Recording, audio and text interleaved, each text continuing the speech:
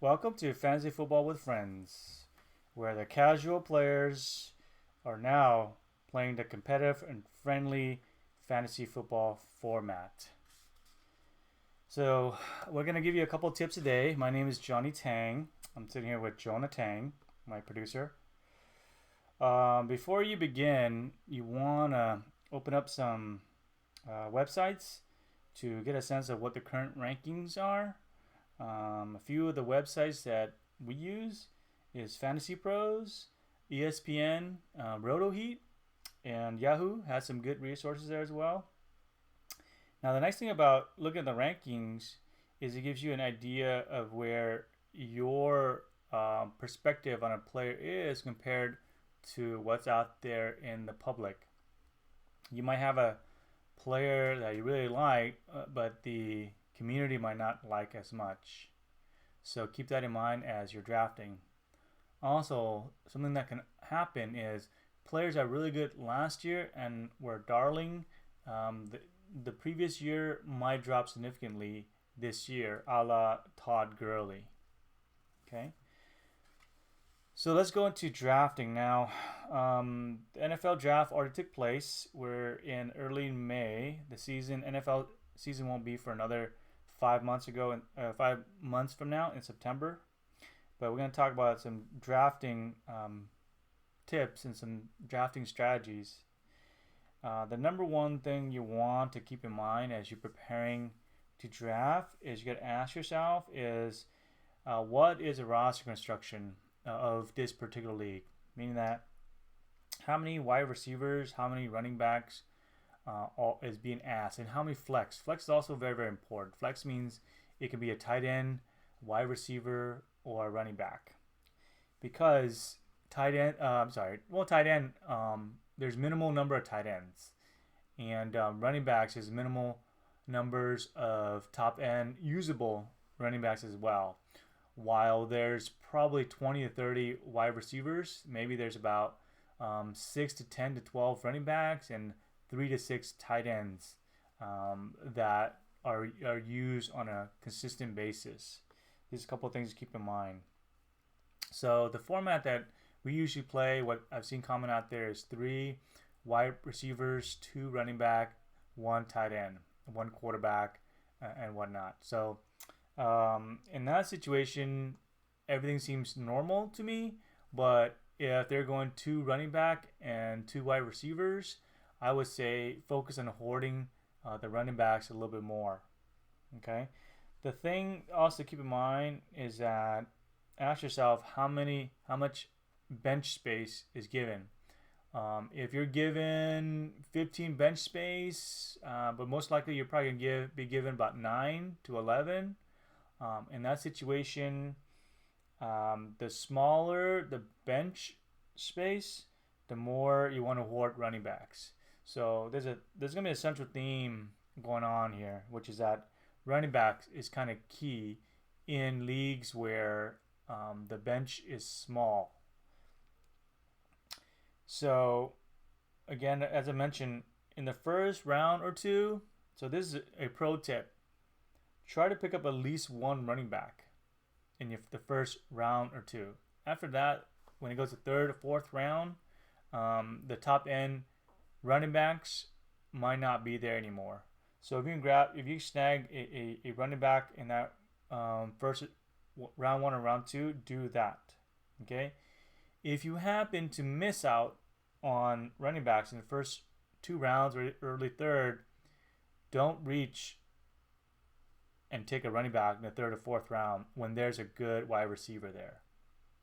Okay, as much as I'm saying, grab running backs early, but if you happen to miss out and now you're going heavy wide receiver, wide receiver, wide receiver, that's fine. Stay with that and just build a very stout and powerful wide receiver core.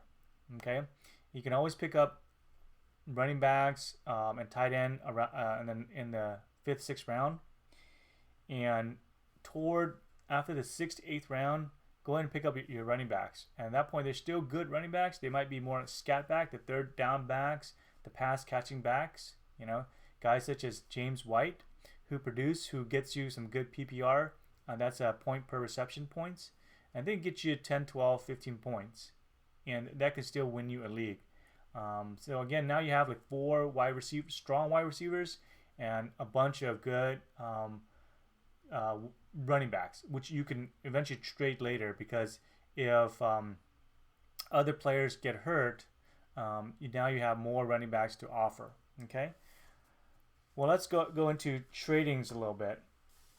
So the worst case scenario situation we talked about a minute ago is having a bunch of wide receivers and not many running backs, right? So what you can do right there before the season or even during the season, because you have so many wide receivers, that means other people do not have a lot of wide receivers. You can always swap them, right? Your wide receivers for their running back. If you're patient, now here's a pro tip. If you're patient and you go into maybe week 5 or 6 or 7 and you have all these wide receivers, and the running back starts to get hurt, and weird situations start to happen, you can start trading your wide receivers and your scat back to the other teams. Okay, so be patient, and just know that good things are going to happen as long as you keep to the course, and not freak out. Okay, but know also the way that we want to play fantasy is there's 16 games in a season, and usually leagues play to 11 or 12 games or so. So the first 4 to 6 games is kind of the beginning process. So around that 4 to 6 game, that's when injury starts to happen and movement starts to take place. So be ready for that, and use your IR, and just have your players ready to be traded and be ready to make those trades around that time. That's when it's going to happen. And usually the league really twists and turns, takes a major turn around the 6 to 8 week mark. That's when a lot of injury happens. So personally, I like to load up on running backs and tight ends, because those position people tend to get hurt quite a bit. So another pro tip: be patient and not get a quarterback until maybe the 8th round or so, if you can wait that long, right? Matt Ryan is kind of my target if I can get him in the 8th round, right? If I get to the 7th round, 6th, 7th round, and the top level quarterback is there, then I might consider taking the Kyler Murray and Lamar. Lamar is going to go in the 1st, 2nd round or whatnot, but if he drops to the 4th round, I might take him there. Okay, so those are a little pro tip. Be patient and pick up quarterbacks much later. All right, so something to keep in mind after you draft is start to keep your ear to the waiver wire, to hear what's going on with the coach, who they hire for the offensive coordinator. That will tell you whether they're going to be running the ball a lot, or whether they plan to throw, or whether the quarterback is going to be a running quarterback. The fear that people are having right now with Aaron Rodgers and the Green Bay situation, that they're going to be running the ball more. So that might hurt the wide receivers and hurt Aaron Rodgers. So that's something to consider. I don't know if that's going to be the factor or not, but that's the conversation that's going on, because they drafted a very big, powerful runner instead of a elusive running back. So those kind of things to be keeping an eye on. Another thing to be aware of is the NFL free agent market. As free agents get picked up, that free agent is going to affect a lot of people on their team, such as a wide receiver going to a certain team. That's going to affect the quarterback right away. So when Kyler Murray got DeAndre Hopkins, his value went up very, very, very high. Okay, keep that in mind. That's pretty much it for now. A few little tips on trades and rankings and drafting. Okay, so keep that in mind as you guys are getting ready to draft.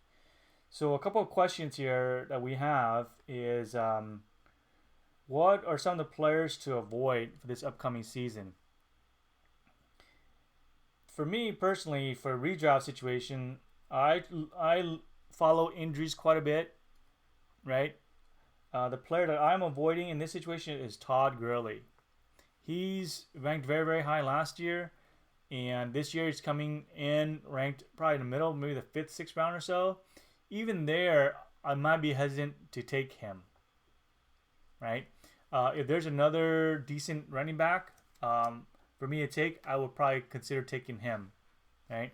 I'd rather take a young running back than an aging Todd Gurley. So that's something to keep in mind. If maybe he drops to the 7th round, like nobody really wants him, and they want to give him to me, then yeah, I might take him there. At that point, my team is already built. He's not a focal point. He's not a starter for me. He's a bench player. I would take him there in that bench in that bench spot. Okay. Sneaky pickups. Well, my sneaky pickups are a lot of rookie running backs. Once you already have your starters in place, and now you're down to the 12th, 14th, 15th round, and there's rookie running backs that have potential starting opportunities, such as Joshua Kelly and Keyshawn Vaughn, I would load up on 3, 4, 5 of them, because when a starter running back gets hurt, the rookie is going to have a chance right away. So keep those things in mind. Jonah, I'm going to wrap up now. Okay, we're done. Okay. Yep. So thank you for listening, and have a great season. We'll talk about more. What are we going to talk about next week? Okay, so we'll have a new topic for you next week. Good night.